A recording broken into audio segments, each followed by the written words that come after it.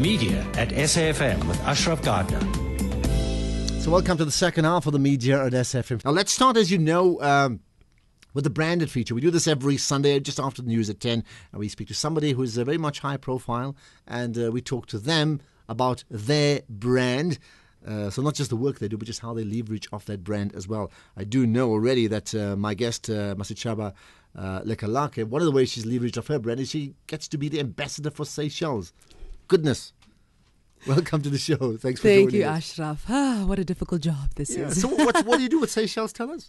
Well, you promote them. Well, not as such, because the Seychelles is not a commercial island. So, they're not looking for that sort of widespread type of promotion. But for them, just by virtue of association with my brand, they sort of feel that their country can leverage off of being associated with me. So it's an absolute blessing. I was initially sent to go interview President James Michel when I was at E-News Africa, and they loved the stories that we did, the profiles we did on them. And my relationship with them began from there. So I've been there 4 times since. Okay, well, there you are. That's one of the things. Let's talk about your brand. How would you, define the Masechaba brand? The Masechaba brand is all about, first and foremost, empowerment. My name means Mother of the Nation, and you'd swear my mother knew that this would be my destiny, but I was named after my grandmother, and since childhood, I've always been particularly concerned with people. First immediately it was people around me, and I've always wanted to do something, and I feel for me it's about more than just being a TV brand. It's about being able to impact the world in the ways that I've always wanted to, but just through mass communication. So that's what it is. All right, if you just tuned in, you can hear the voice, you can't see the face. Of course, Masechaba Lekalake, the Mother of the Nation, is in fact the presenter of The Big Break Legacy, which is on, SABC 2? Thursday nights, let me get that right, 7:30. 7:30 to 8:30 p.m. Okay, and then after that you watch the special assignment show that I do. Of course. So thank goodness they sort of kept apart. But anyway, if you want to do a quick call on this and chat to Masechaba, certainly do so. 0891 104 207. You can talk to her about her brand. You can certainly talk about the type of work she does and what inspires, all that sort of thing. Quick ones will be most welcome indeed. Let's then talk about where you are right now with the Big Break Legacy. Someone said, I love what she does. I wish she was on more often. I think the question meaning that visually you'd be more on the show in terms of actual minutes. I know. I've actually gotten this a lot from my Facebook followers.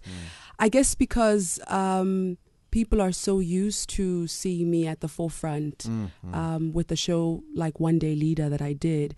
And it is a very different show. I wish there was more room to create because ultimately my job is to be a connection between the contestants, the judges, and the audiences.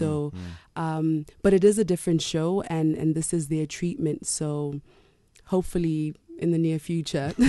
So you're comfortable with it. You may not, ideally, and I can understand exactly what you feel, because some of the shows that I do, and sometimes you say, hold it, that's a bit limiting, and I'd love to do more, but you're fine working within that format. I don't find it personally limiting. I just find it limiting perhaps maybe to the broader audiences, because if that's what they want, then I believe that that's what they should get. Okay. Maybe Ezra is listening. Maybe he's listening. Well, if it doesn't, I will probably tweet that comment, and see how he responds. If the audience wants more of Masechaba, then maybe that's what they should get anyway. Yeah. What's it been like for you being part of the show? Oh, it's been amazing. From the moment that I got the phone call when I was sitting in my office to say, we think that you would be good for this part. When I found out what the show was all about, I was really excited, because this is exactly the kind of thing that I want to do. And ever since becoming the presenter for One Day Leader, my brand has been aligned with developmental issues, initiatives for the youth, communities, women, and I said yes. It's been amazing working with people like Ezra Ndwandwe and Wendy Luhabe and Verna Barkhazen and Ellis Nyandu. As a young businesswoman, these are the people that I look up to, and that I'm able to suckle from their wisdom, so to speak. And from a purely presentation point of view, what's it been like for you in terms of your brand at this point in time? From a presentation point of view, it's been challenging. but it's been a good challenge because it has grown me as a presenter. I'm so used to the live platform, and I always one can assume in the studio, yeah, for sure. One can assume that live is actually more difficult, but I think my work has been easier because I've written and produced all of my shows. So here I get given a script, and you've got to connect with the script in a way that's sincere and authentic to you. But fortunately, I work with a fantastic director, John Barker, who allows me to sort of apply my own myself to each link. But it's so been slight. I mean, the basic script is the same, but there's slight modifications. For sure, he allows me. Yeah, he allows me to bring me to the platform, which is awesome. It's been great for my brand because it positions me within the sort of developmental sphere that my brand is headed in the direction that I'm going. So that's been fantastic. So you wouldn't take on a presenting job that doesn't fit in with the development aspect of your 100%, absolutely not. I've been approached to do entertainment shows, music shows, all kinds of, fantastic shows with great exposure value, but I immediately declined because for me, Ashraf, it's neither about the paycheck nor about the spotlight, Ultimately, I could be doing this within a different sphere. But God gave me the gift to speak and to present information to people, and this is the platform that I have to utilize productively and constructively. Do you rate yourself as a presenter? No ways. Well, why don't you? You should. No ways. No offense to presenters. I mean, it's a big job. It's not an easy job. Only a selected few can do it like yourself and do it well. However, I see myself. My ultimate goal is to own a media empire. Okay. I want people to refer to me as someone who not only was a face of something but was able to impact change. And that's my dream, and that's what I've always wanted to do. I in fact didn't study journalism to become a TV presenter. How did you get in?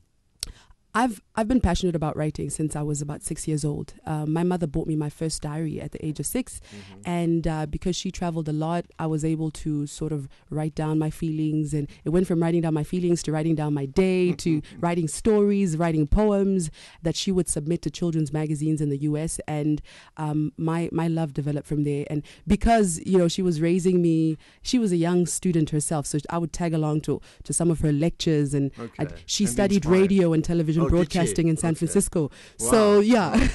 so you were there yes, at that time? Yes. Okay. Yeah. So I spent my formative years there with my mom and my dad while they were studying in the States, in California. But you didn't train then to be a journalist, so you trained yourself to do what? No, I did a media studies course. I came and finished off my secondary schooling in South Africa, and I did a media studies course which specializing in journalism, video broadcasting, and PR. Yeah. So in many ways, I mean, this is then part of the design, because you hear lots of other people and their stories talk about something quite accidental. So in your case, this is not an accident. This is a plan. No, this was God's plan. What seemed initially like it wasn't part of the plan was the on-air stuff. I grew up painfully shy. I was very, very reserved. I was a bookworm. Books took me to places in my mind that conversations with people could never take me. So it was a whole new ball game for me. I'll tell you the truth, to be very honest, I think there's still some level of that shyness in me, but I have established a rapport with the camera and with the microphone, and it's easier to talk to a medium than it is to stand on a stage and talk to thousands or hundreds of thousands of people, but it's something that I'm slowly mastering. So you're less comfortable in... I feel and more... I have to be careful what I say, because you may say so you won't do an MC thing, and you probably say, no, I will. I in fact, the bulk of my personal income comes from public speaking and MCing, and it's something that I love, because although I feel very naked and exposed on that platform, but if you have a fear, you have to stare it dead in the face and not blink. So for me, it's a platform that stretches me, and through the MCing and the public speaking, I become a better presenter, because nothing prepares you to speak better than having It's alive. Yeah, absolutely. Yeah. Now the just staying with the issue of public speaking and that sort of thing. I mean, do you then work through an agent? And maybe you can answer, because also when you spoke about where you position yourself, who's decided where you need to be positioned? Is it you and your choice, or you and your choice based upon an advisor? My only advisor is my mother. And she's a fantastic advisor, but I don't have an agent. I started out with one in the beginning, but I became permanently employed with the SABC, and I no longer saw a need for that. But I have a very clear end goal in mind. I'm clear about what my brand is, where my brand is going, and I'm clear about the things that I do not want to do. In fact, I actually want to dedicate 2012. I've employed an assistant for this, to consciously and proactively pushing my brand in a specific direction and knocking on doors now. And this is also something that I'm going to do through my talk show, Masechaba, that is due for broadcast this year. I want to manage my own brand. I always have. And I feel that nobody else understands my brand better than I do. So this is what I want to do. So you may work with agents in an informal way, because I don't work with agents at all. No. I deal with my own portfolio. I negotiate my own fees and my own salaries, and I deal directly with the client, and people can contact me directly. I manage myself under the Masechaba Media company. All right, interesting. So where does this company want to go to? Because you did speak about being this sort of media mogul. So what do you do right now within Masechaba Media? Media mogul sounds very good, that Ashraf. sounds good, Well, you did say you have a clear end in mind. That's it. That's exactly it. Ultimately, I want to expand Masechaba Media not only, and I called it Masechaba Media because it's not a TV production company.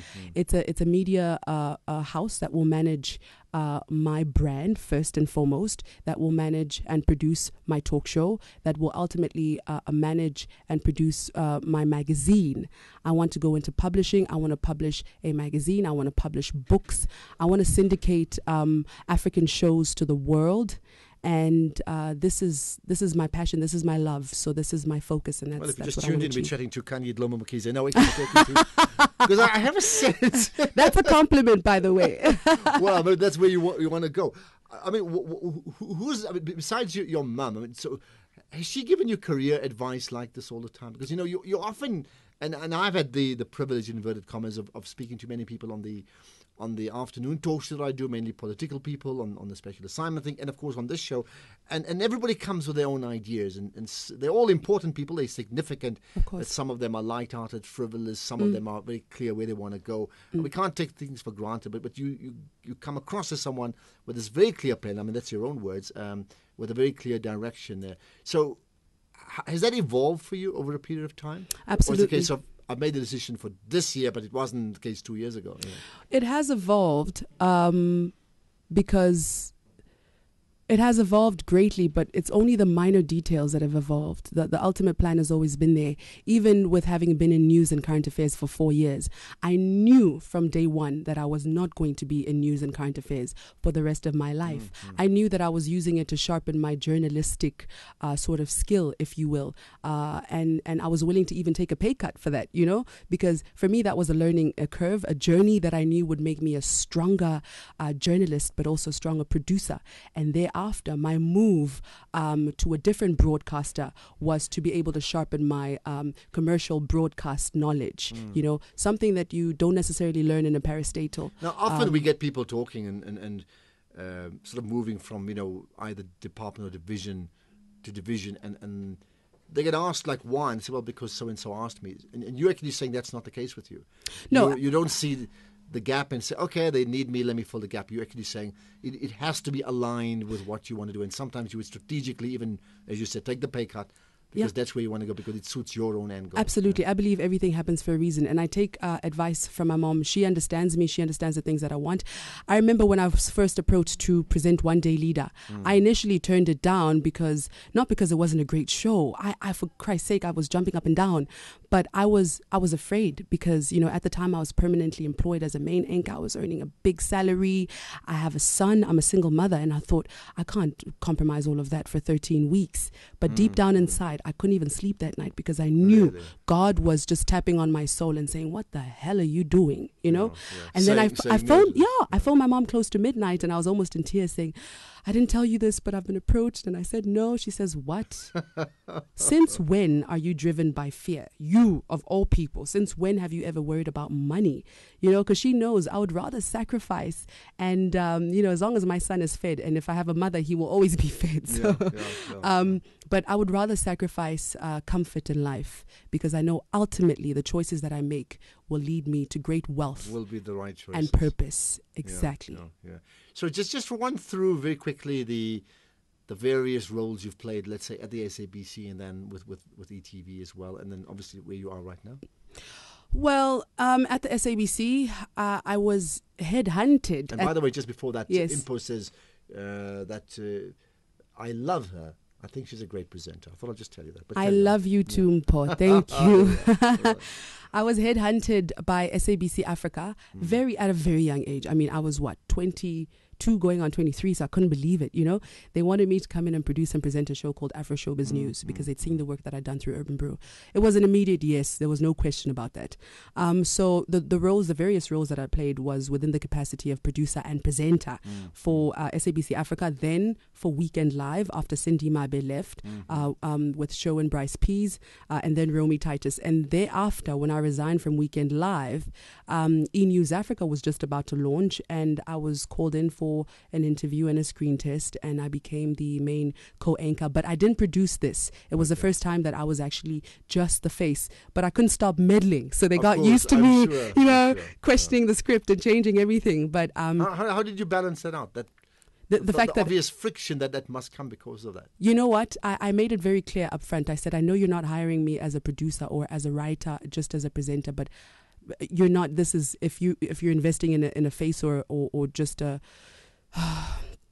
brand on air, then I'm not the person. But if you want a team member, if you want someone who will interrogate your content and be actively involved, then I'm your woman. And they were happy with that. And nobody felt like they were being stepped on. In fact, they appreciated it. Yeah. Well, Gary Kirsten, the South African coach of the South African cricket team, the approaches, of course, World Cup winner, of course, with India, made the comment just a few days ago. It's in the Mail and Guardian, where he said he only wants to have players play for his cricket team that every time they get picked, they get excited. There you go. It must matter to them. There you every go. Day matters. Yes. So I can't see something in a script and say it's not my problem. It is my problem, because the people that are watching are not thinking about, oh, the producer messed up. They're looking at me and saying, what the hell is she saying? All right. Last two questions. Do you endorse any products at all? Interestingly, no. Not yet. And these are the things I want to address. So if there's any brand out there, let's say like BMW or... Okay. Just see the alignment, by the way. Yeah. BMW. What else? Someone here's your chance. Yes. Okay. All right. Interestingly, I am currently looking for funding for my talk show, Masechaba. And people tend to want to invest more in entertainment, but this is a fresh approach to talk television. I want to take the camera anywhere and everywhere. Go to schools, go to societies. I want to go to where the stories are. So if anyone wants to put their money where their mouth is, where it comes to women empowerment and the development of communities in general, my email address is masechabamedia.com. Okay, and if you're stuck with that email, just contact me. I'll certainly put you onto it. Right, last thing. I had a comment from someone saying the other day to say, so she's looking at this new talk show, which is going to be launched when, by the way? April. Oh, it's happening soon, right? Yes. Okay. So, and it's called Masechaba, Mother of the Nation. Yeah. Good as this woman's got a nerve. I mean, that title belongs to Winnie Mandela. And you will say, well, you're just saying it like it is, right? It's my name. I can't run away from it. Well, it's not my fault. Now they know, indeed. Masechaba, great chatting to you. Great chatting to you, Thank Ashraf. you. Masechaba Lekalake, the host of Big Break Legacy, and also Masechaba, Mother of the Nation, which comes up in April. TV, SABC 1, date, what times? I would rather not confirm, because we're still in formal negotiations when it comes to the details of the broadcast. But I will keep people informed, and it's something they're going to love. So look out for that. Okay, well, great chatting to you indeed. Right, thanks so much for your time. Just by the way, talking about awards, thanks so much for the feedback I received from winning that Turquoise Harmony Institute Media Dialogue Award last week when I was in Durban. I really appreciate that. And as a result of that, I'll do something rather different today. 8:15 tonight on SAFM. I'm going to be interviewed. The other side of the mic. So listen out for that one there, 9:15 to 8, in fact, to about 8:30.